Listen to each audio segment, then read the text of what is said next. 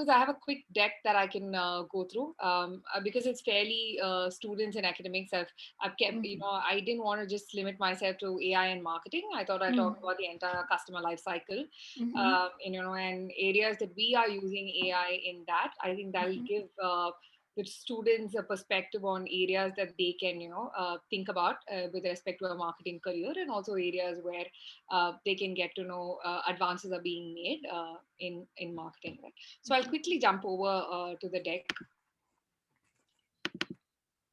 Um, I hope my screen is visible. Yes, please. Yes. Okay, perfect. Okay, so like Simona introduced me, I'm Jani Dwaraknath. I head product marketing at Freshworks, which is a SaaS company, and I take care of this particular product called CRM, which is a customer relationship management software. So quickly jumping on to the deck, again, it's just a single slider. So before I go into it, some disclaimers. I'm not a ML or an AI expert. I'm a hardcore marketer. So I'm just going to, talk about areas or tools of that we use which are connected to AI or ML in the marketing journey that we have and in the tech stack that we have, right? So just for those of you who are not really familiar with AI or ML, I won't go into the tech aspects of it, but think of it like this, right? So with respect to AI, say if you want to travel back in time in 1950s, you'll definitely see the movie Imitation Game. So it started with Turing machines. So anything that can mimic, say, human intelligence in a machine format, you can just go ahead and call it AI. And ML is when we got a little lazier, where we said, okay, great, the machine can do our work, but it's really hard programming the machine every single time to do that task. What do we feed it? A lot of data sets, outcomes, and the machine can sort of learn by itself, and that's ML, right? So we tend to use it interchangeably. So for this particular presentation, I'll just stick to the word AI so that we all don't get confused, right? So if you look at my presentation here, I have split the customer life cycle into four. So the first one, if you look at the x-axis, it's basically about time, and the y-axis is about customer interaction and value, right? So if you look at the customer's life cycle or the funnel, there are different aspects of it. You want to attract a customer, and then you want to engage with the customer, you want to close a deal, and finally you want to nurture a customer. So at different stages in that sort of customer life cycle, we have different tech stacks that sort of work together to create a 360-degree image of that customer, right? So that's how I split up the presentation today as well. So the first aspect of it that I want to talk to you about is about curation, or you want to call it reach, you can call it reach.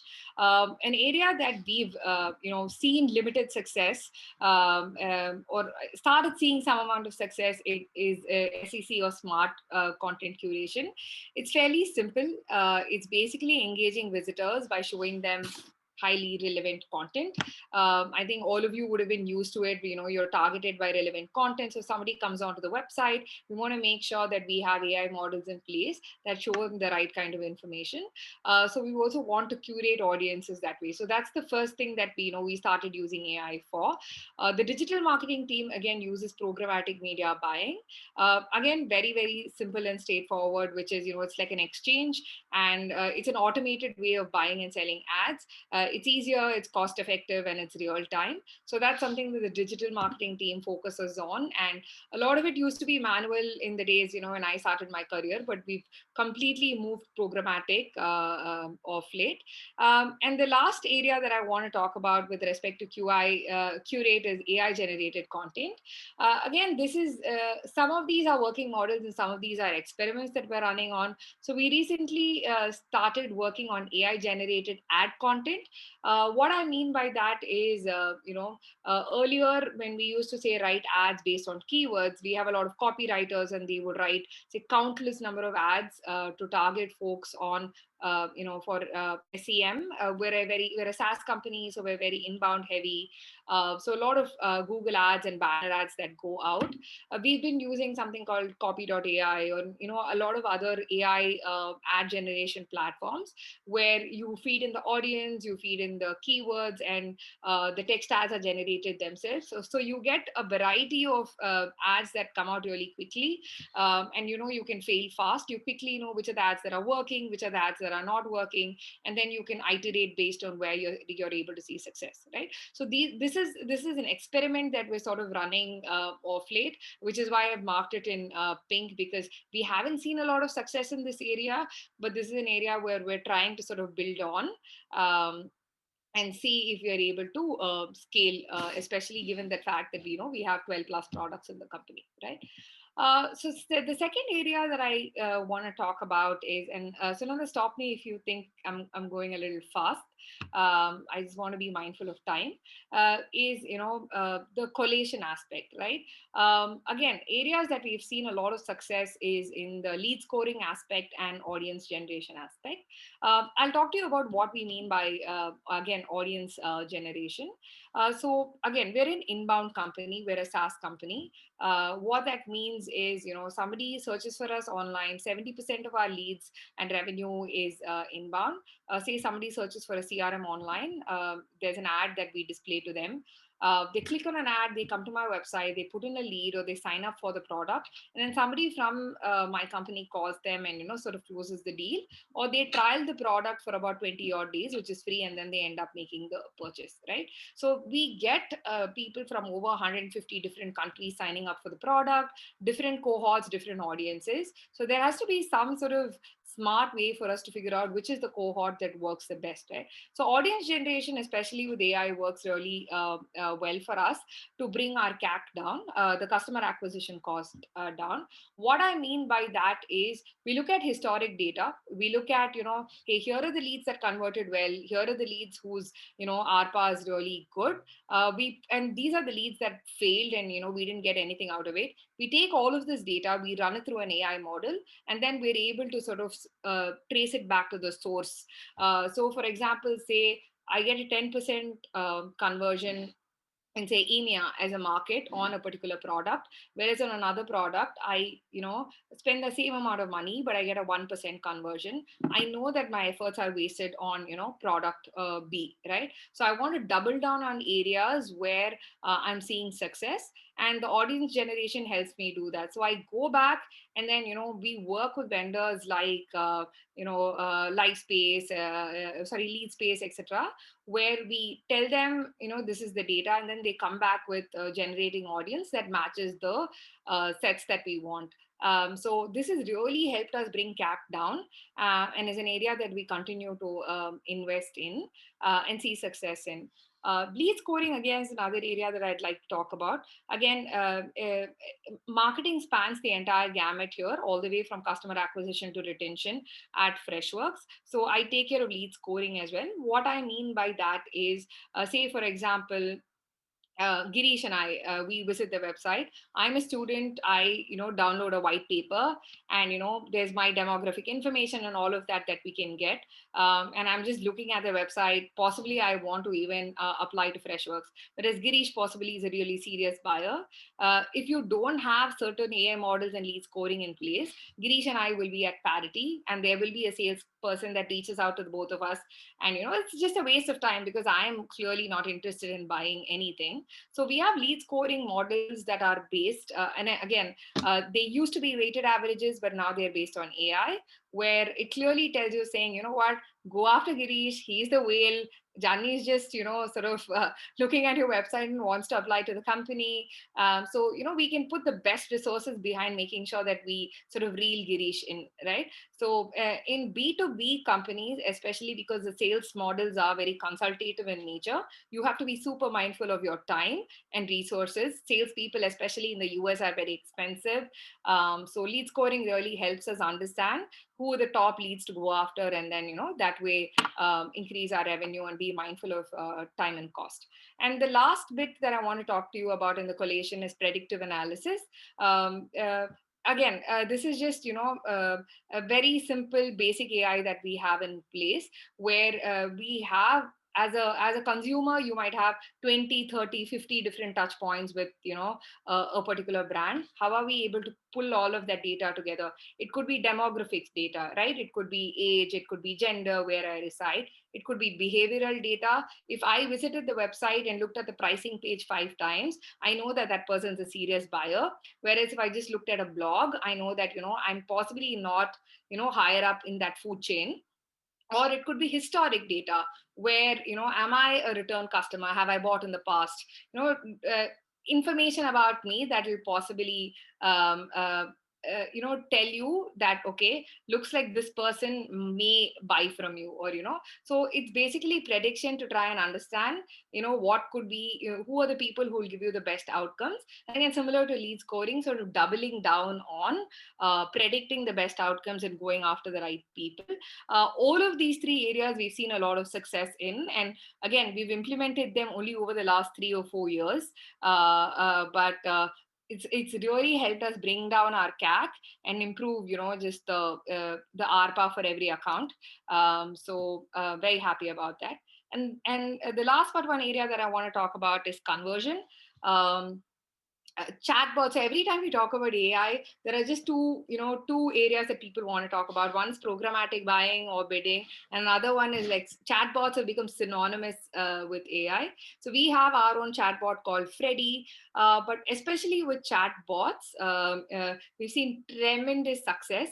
And what I mean by that is, for example, there was a customer where there was an implementation of a chatbot that we did, and we were able to save about 800 hours of human time, over a month, right? So imagine what that adds up to a year. Typically, AI chatbots, or there are two types of chatbots. It could be AI based, or it could be logical tree based. Whatever that you invest in, there are two use cases that you can look at. There could be a support use case, and there could be a sales use case. A support use case is very similar to what you see in Amazon. You want to go, say, I want to return a t-shirt. It'll ask you saying, why do you want to return it? Is it, was it delivered late, or is the fabric bad? Did it fit you? I say, okay, it didn't fit me. That it asks me whether it's big for me, it's small for me, right? So the bot just sort of asks you questions and learns, and the process is completed. There's no human intervention. Again, and there's a sales use case where, if you look at even FB Messenger, you can order food, you can buy tickets. There's no end to what you can do with a chatbot, right? I'm sure you can even go buy a Maxter subscription, and all of that is in place. So chatbot again is a very it's democratized AI in a lot of places for a lot of people and made it accessible. So that could be the first step if you're an entrepreneur and try and investing in AI is using a chatbot. It's super affordable as well. The other areas that we again are seeing success is retargeting. What I mean by retargeting is, say you have somebody who's come to the website or is a customer, and at some point of time you've lost them. What is it that you can do to bring them back in the fold? Because they're already aware about you, so you don't have to spend energy sort of re-educating them on your domain, or educating them on your brand or what your product is. They're aware. So again, they could be a low-hanging fruit. If you go after really well, you're able to sort of bring them back. So we use a lot of AI models and try and understand how do we retarget our customers, the right messages that we can display to them at different levels in the funnel, and bring them in. Web app and personalization area is an area that we've not seen success in. We've invested a lot of time and money in it. What I mean by web app and personalization here is very personalized messages on the website based on a repeat visitor. Again, we were not able to fine tune the message based on geography or based on an audience mapping yet. Our messages are still on the website generic, but we're able to fix that from a email marketing standpoint. But if we are able to personalize every single website for every single person, right, where you figure out what is their path of least resistance, then again, conversion percentages would go through the roof, and that would result in revenue. But right now, it's not an area that we've seen success. So, but it's an interesting area that in the future that I look forward to.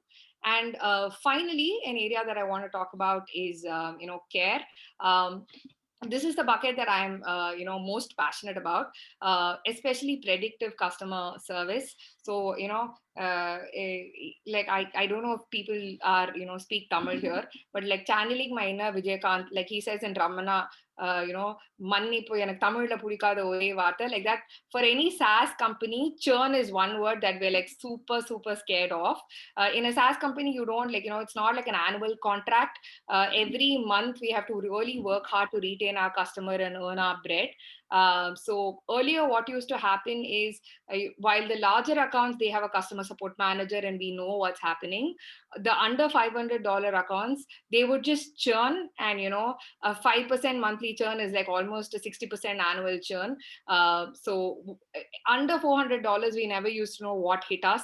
The customer service person would just be like, sorry, JD, we had no idea what happened. I swear he was using the product. And then I would, I wouldn't know what to do. So once we had certain AI models in place and triggers inside the product, every time, say, for example, there could be key indicators, right? So I can see Girish smile, so I know he also possibly has something like this, where, for example, if they're not using the product enough, where you see that, their average usage is coming down, or they're not using the top features or the essential features, or the biggest alert is if they're migrating their data out of my particular product, then there's like a big red siren that's glowing, where I know that the AI tells me that I need to go look at that customer and try and retain them. It's so much easier to retain a customer than to acquire a new one. So Right. our JD, sorry. Can we take some of the issues like automation and others a little later during the discussions, if you don't mind, or just Perfect. try to summarize it in a minute? Yeah, I can do that. So Yeah, just to please. summarize, right? This is the last thing that I wanted to call out, where irrespective of where your customer is in the life cycle, there's always some way to sort of engage with them and retain them and bring them back into the fold. So, for those of you who are interested in AI, there's a lot of tools and software that you can use to try and sort of bring them in. And it's quite democratic, at least the AI tools that are available in the market. So yeah, this is how these are some of the tools that we use at Freshworks, and I thought that will be useful for you guys to know about. Thank you so much. I mean, very interesting to see the journey from curation to, retention, I would say, or up to the care, which is a very important topic as we are all going digital. Care becomes more and more important to keep the trust and to build the brand loyalty, definitely. We come back to some of the issues that you have. May I invite Mr. Ramdas, please, to share your ideas about today's topic. And, Sure. some of Thanks, the thanks, insights. Ananda. I think I have also learned a lot from Janani's slide. I think it's one Yes, slide that helped definitely. a lot. And just full disclosure, we are using Freshworks at Magster. All So, right. we are already Janani's client. So, and we are quite happy with what we have right now. Our entire skills Wonderful. team is using it. Exactly. Yeah. So, I mean, just quickly to run through, since we are kind of also have a time limit. Till now, what Janali spoke is mostly on the B2B side. Magster is mostly 95% B2C. So I think Kriya has got both sides kind of set up. So I won't do this intro to AI because I think everyone who's here can Google most of this intro to AI. But what I would like to say is when you talk about AI, it's a lot of data that needs to be crunched. Normally, pre-AI, it was all done by humans, and now we've got a whole bunch of computers and software which is crunching through tons and tons of data, and in real time, and trying to make some relevant information coming out from that, which will help you in business decisions. Right. So whether it's going to change the product, whether it's a better way to reach customers. So on the B2C side, we've got 5 P's of marketing, right? So one is profiling, personalization, preferences, prediction, and platform. So what I want to do right now is, instead of going through all of them, I want to kind of walk you through what we are doing at Magster for these, right? More on a practical side. I can share this deck with you guys at Kriya when you post the session, so you can have a copy of it. So Yes. just a little bit of a Magster. We launched in 2011. We've got about 70 million downloads and growing. And we are predominantly a B2B, B2C platform. For the last couple of years, interestingly, we have moved to the B2B side also. And now, of course, we are learning a lot of new things and new ways to, market to businesses rather than to consumer direct, right? So, of course, just to run straight into what the applications of AI we are using at Maxter, we are using quite a bit of AI, and we use a lot of tools that are available in the market. Our own team, we have a team in Chennai, a really excellent technology team, who actually has created some of the AI in-house as well. And so while on one side we have AI from like IBM, Watson, and a whole bunch of AI expert companies, we also use some of the stuff that we have built ourselves into our own platform. So when you talk about profiling, of course, we've got millions of users from all over the world. So we would like to profile them based on what they read, what are the languages they're reading, what are the categories they're reading from. And all our B2C profiling is mainly used for increasing the user experience rather than for the, we would like to remarket to these guys and kind of show them a better experience so that they stay on Maxter for longer, right? Because we being a B2C product, people, I always tell people when they ask me, I mean, what is your big threat at Maxter? I don't say that magazines are a threat or a newspaper is a threat. I think people's time itself is a threat, right? Because people have time, only a finite amount of time every day, and we want them to spend part of their time using something like Maxter, right? So we want to be able to retarget them and give them more personalized content. So that's the next P that we are talking about, right? So we are talking about profiling, where we talk about personalization, and we use data science models to identify user groups who are most likely to buy, least likely to buy, similar to what Janali said on the B2B side, but on the B2C side. So direct consumers we have from all over the world, they come and use the app. We have got a freemium model. They can, have a free trial. And after that, if they don't buy, then what do we do? I mean, what do we know about the customer? What is the profile of the customer? What is the best outcome that we can have from that customer? Who is the most likely? So we've got here, in the deck, I don't know if you can see it. There's one model where we have got 1.7 million people who are least likely to buy the subscription, and only 282 who are most likely to buy. So we would like to target to those people and get them to buy rather than those who are not buying. So again, this whole thing about personalization, which everyone's talking about as far as content is concerned, our whole platform is content based. So my Maxter would be different from Sunanda's Maxter, would be different from Janani's Maxter, based on our readership, our reading habits, and what we like to read, what we don't read. So the system continuously learns. We are using a lot of AI to kind of suggest things that you need to read. We've got inbuilt tools like keywords to follow, right? Like, for example, if you follow Narendra Modi, for example, Deepika Padukone, or I think generally watches movies, maybe she follows Vijay. Sorry about that. But anytime an article comes about Vijay or any of these people, you'll get an alert.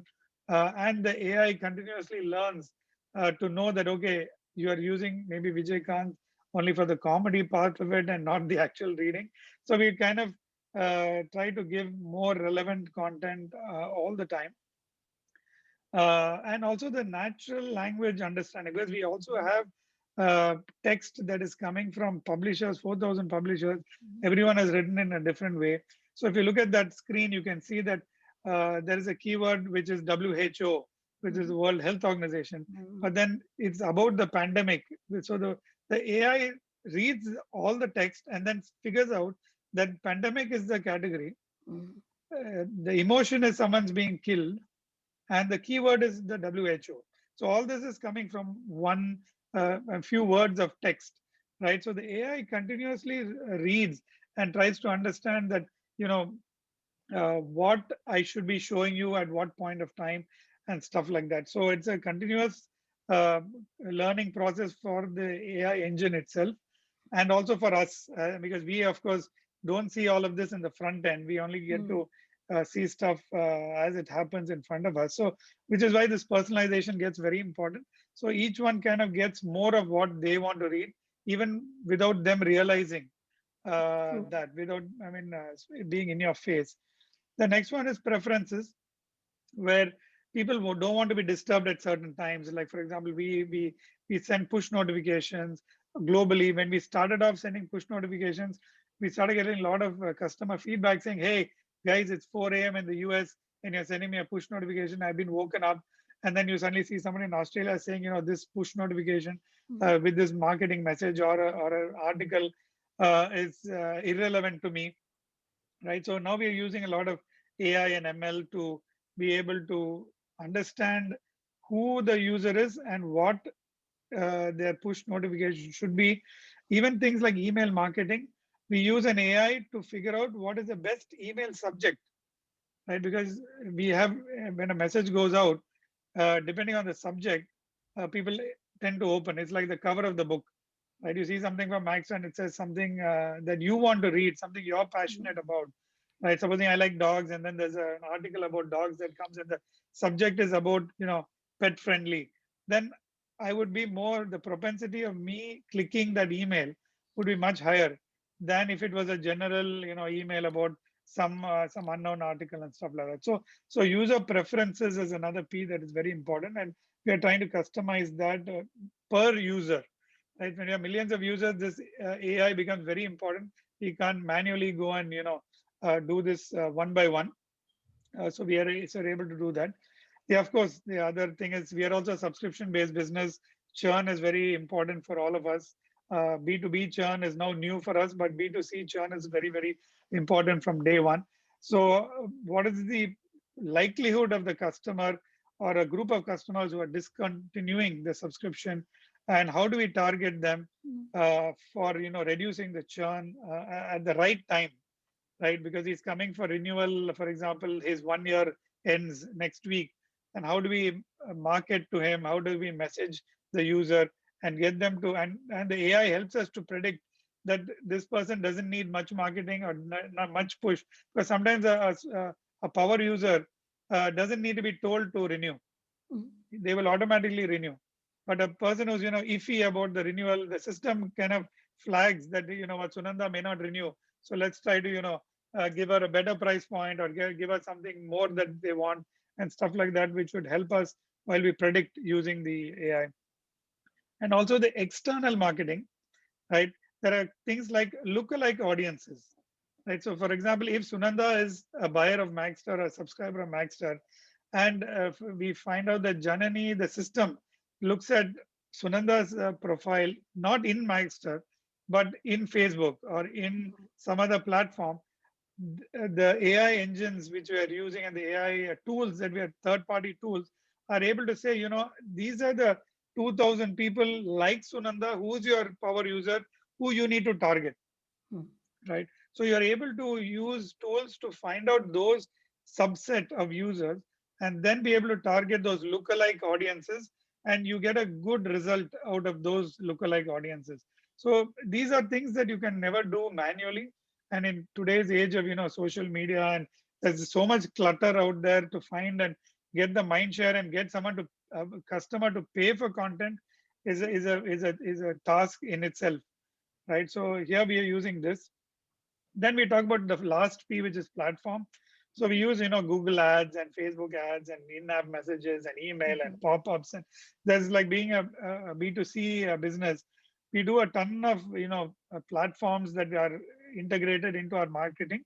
And we work with other market leaders, right? Pinterest and Facebook and Google and others, to be able to reach out to new audiences, right? And then once we get them, then what Janani said about retargeting, once we get them to get them to Maxstar, either in the app or in the website, then we kind of profile them, we get to know them, and then when they are somewhere else in some other website, we will put our ad to retarget them and get them back to remind. Sometimes you keep reminding about something, then you end up doing it. And one of the things we talked about running a full marathon, is that I kept getting a lot of, once the systems, I mean, not Maxstar, but Facebook and others realize that I want to be aspiring to run a marathon, the number of, marathon reminders, New York Marathon and Boston Marathon, I kept got, daily reminders almost saying, you better be running a marathon. So finally, I ended up running a Chennai Marathon.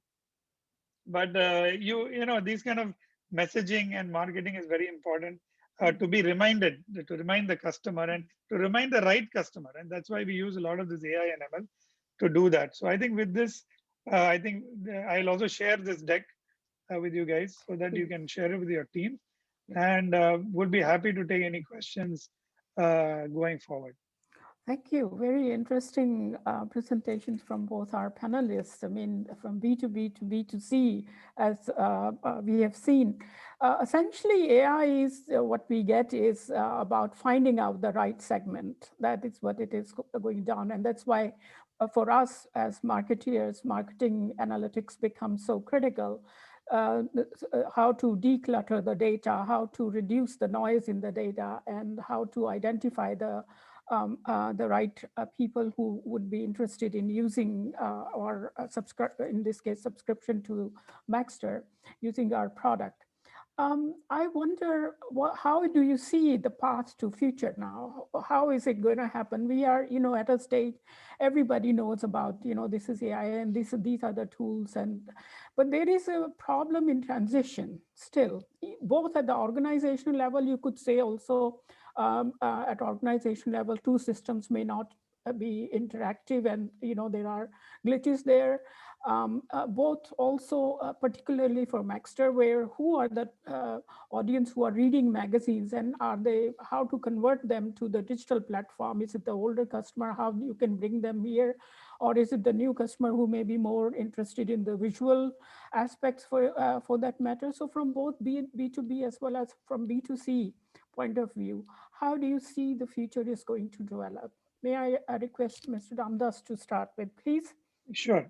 So I think what we have seen is that our current audience profile is slightly more older audience. It's not the young Gen whatever Z, A, B, and millennial. Yes. So yeah, it's not those audiences right now. But A, you have to pay money for the content, and B, for example, my kids don't even know what a magazine is, right? Mm-hmm. So they don't understand that media itself. So what our first aim is to move print users. I mean, there is a study which shows about 1.4 billion print users are still out there in the world. Mm-hmm. Right? That's a huge number of people who are reading still in print. Right? So those users are the first target. So we work with a lot of things offline. We don't use too much AI ML for that at this point. Where we use AI and ML for marketing is for the people who are online. There are a lot of people who are having mobile smartphones who use only WhatsApp, right? They don't use much else, but they read in print. So we are trying to get those people to read in print. That's of course one challenge. That's kind of getting an offline person online.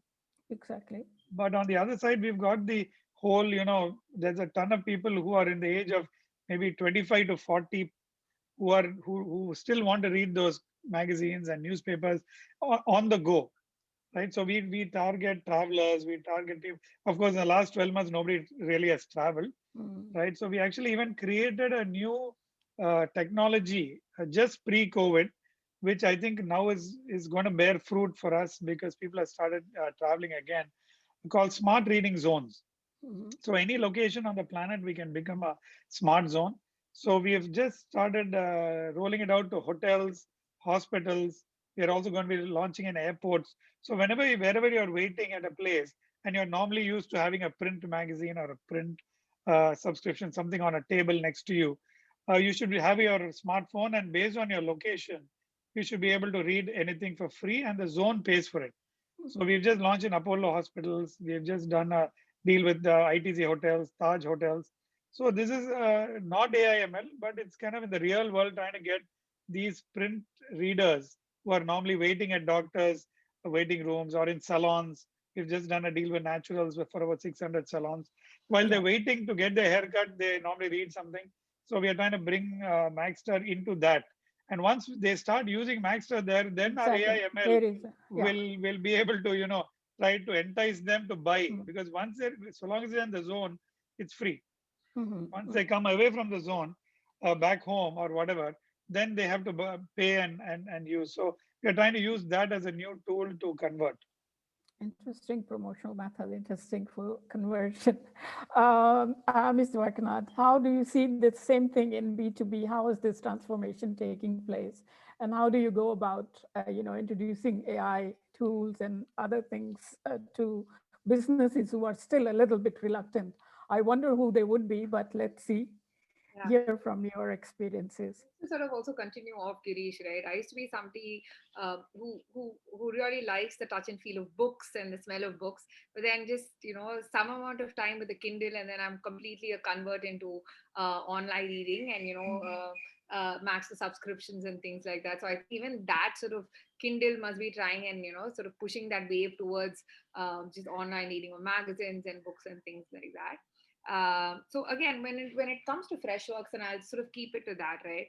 A bulk of the people that we work with are say first-time entrepreneurs, small businesses. So even if you look at the larger spectrum, some of the earlier SaaS products, and it could be Salesforce, the Oracles, the Siebels of the world, they were all focused on the enterprise market, whereas there was a really large gap in the SME market, right? When it comes to these small business owners, a lot of our customers are again first-time entrepreneurs or first-time setting up a company, and we're realizing that there's a lot of effort that goes into sort of educating them on what the tools are, and sort of even bringing awareness to the fact of a model like this exists.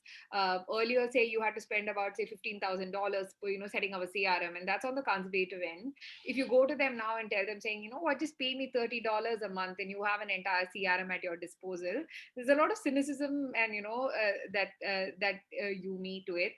So again, one of the things that, again, like how he was talking about moving people from offline to online, my challenge is me moving people from Rolodexes and spreadsheets into a dedicated system or a contact management system, like a CRM. I had gone to a fair once, I think it was in Florida, and it was a travel fair where we were trying to customize our CRM. There was I wouldn't say it was an elderly person, but maybe somebody in their 60s, where he was collecting all the business cards and he had like something like a Rolodex.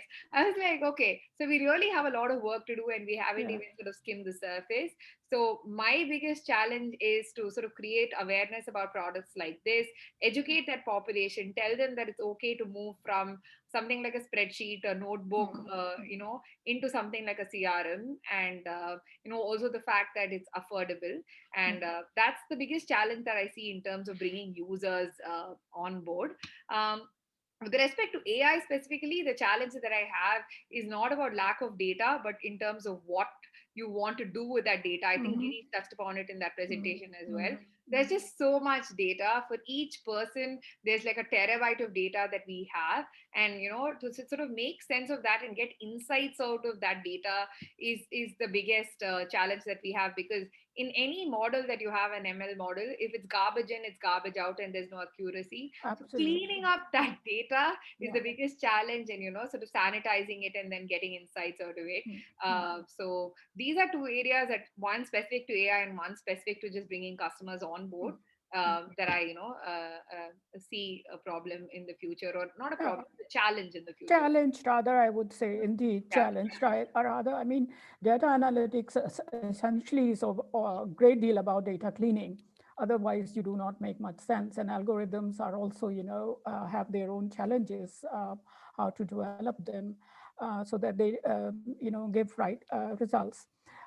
We have a question from participants who would like to know how AI can, be used to create and curate influencers and cheerleaders. I suppose it's more a B2C environment. If I may request Mr. Ramdas, if you have any insights into that, do you use influencers? So we till now haven't used any influencers to market, but we are actively looking at. There are now some platforms which are available, which you just say, this is what I'm looking to influence, and it's pretty much AI ML driven, where the platform itself will say, okay, these are the 5,000 influencers that they can reach out to, and then it's a question of whether we can afford to spend the monies or not to use that. So I think there are platforms now coming out which aggregate influencers. Right. Of course, one is of course to go there. The normal route is go and find an Amitabh Bachchan to come and say, you know what, Maxter is the best platform. I'm reading newspapers every day. That's one way.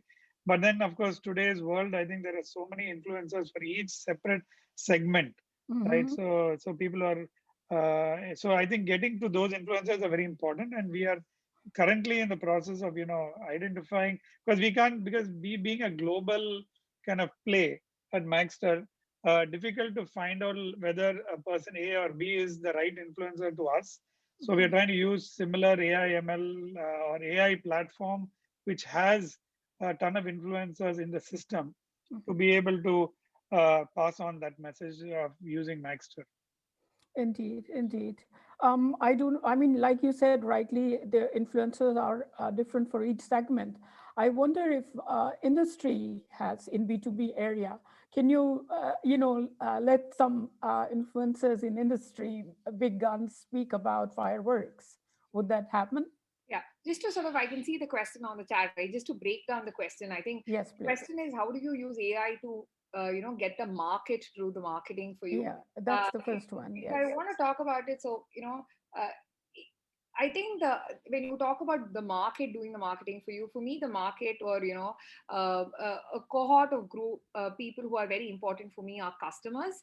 So when I say market to do the marketing, for me, it's a lot about customer advocacy, trying to figure out who are the best customers who can go ahead, and that's the market, right? End of the Yes. day. When was the last time you bought something without reading the review or checking with your friends on whether it works, doesn't work for you? I think social capital is the most important currency right now. So what we do also, again, it's very nascent, is we have a customer advocacy program where we figure out, okay, who are the customers. There's a referral program. So who are the customers who are our biggest advocates? Who are the people who are actually talking about us in CRM communities, recommending us, and then how do we give them a platform to then talk about it? So when they talk about it or be speakers for us, they're using our brand, our logo, our products. So essentially they become the market, and they are trying to sort of put us out there. And I think that carries a lot more weight than us spending marketing dollars out there in the market. So investing, especially for B2B companies, on using AI to mine who the most connected customers are, the most valuable customers are, and then giving them a platform for talking about you. I think that's a great way for the market to market for you. Yes, indeed. To some extent, that's true also for B2C. You use more loyal customers to spread the word of mouth using various platforms and various handles, and it works both there. Any final words for our audience, if I may request you? I think we're in quite an early stage, even though everyone says we are using AI and ML and all kinds of stuff. We are still learning lots, and there's still so much scope out there that we are not yet scratched the surface of what we can do. So I think there's a lot of scope out there. I mean, to learn more, for whether it's about the data part of it, data science, to understand because every product has got a different outlook for itself. So each has to be a bespoke solution that needs to be created, whether it's a Maxter for reading or whether it's Freshworks for the B2B customer. I think it's generically there is some stuff out there, but there's lots the scope is huge. Right? We have not yet literally scratched the surface of what can be the potential, and it's most of the time even we as company management don't know, right? And the teams also don't know. So everyone is learning as we go along. So I think it's an open kind of a green market where we can really do a lot, and it's a need of the hour. And I think it's very important to really focus on this, and there is a huge potential in future for anyone who goes down the stream. For you, ma'am? Yeah. So I'll maybe just talk about two, myths that I want to sort of break, right? A lot of people think that all the data that we collect, we're sitting marketers here are creeps sitting and collecting all of that data and information. And it's, there's a lot of privacy issues around it. So there are laws like GDPR in place that prevent you from doing that. But again, long story short, while we do collect a lot of data, I think AI is something, especially with that data creation, it helps a lot of small businesses because you don't have that sort of deep pockets like larger businesses to go out there and, shout the loudest. With AI and data in place, you're able to find that needle in the haystack. So this is something that's really important and useful for small businesses. And, data is treated with a lot of care. So that's something that, I wanted to talk about, saying anybody who's interested in in a future in AI, it's a great place to be in. It's a field that's really picking up, especially for the students who are listening in, and not just applications in marketing, but applications in sales, applications in finance. So, you're at that cusp of something really big. So, AI is a great place to be in. Indeed, indeed. Thank you. Indeed, I mean, all kinds of industry, look at the medicine, how they are using, or the banks, how they are using AI-based things. But important point, I did not go into data privacy on purpose because that's a huge topic in itself. And GDPR, although is very European phenomena, we still have to have those laws in India and in many other countries. But yes, I mean, it's a topic, as Mr. Ramdas said, just in very nascent stages, and we can always have a lot more discussions. And I do hope that our audience has enjoyed thoroughly the insights that you have given us. And thank you very much for your valuable time. But also, I look forward that this collaboration will continue with us so that we continue to benefit from your experiences and valuable insights. Thank you, everyone. Thank you, Sunanda. Thanks. Thank you, the audience as well. Thank you very much. Just a quick one. I mean, thanks, Janani. Thanks, Girish. We did have, I mean, I was just pinging Sunanda. We did have like up to 6 o'clock. And, there's so many interesting concepts. We just had a question there from Professor Satya asking about the gym phenomenon in Maxter, the enthusiasm to join and the challenges of renewals. And I guess it's just, there's so much depth in that space. Yes, it's the only advantage that we have at Maxter is that we can actually reach out to you rather than the gym phenomenon. There is a gym phenomenon in everything, right? Like it's your New Year resolution phenomenon, right? Everyone makes a resolution, nobody follows up. So like that, similarly at Maxter also there are customers who pay and don't use much, right? Which is unfortunate, but that's where our whole AI system is trying to understand and get them more engaged. And send them more relevant stuff so that when it comes to them, something that they want to read, then it's only a click away. I don't have to get into my gym clothes and, get sweaty.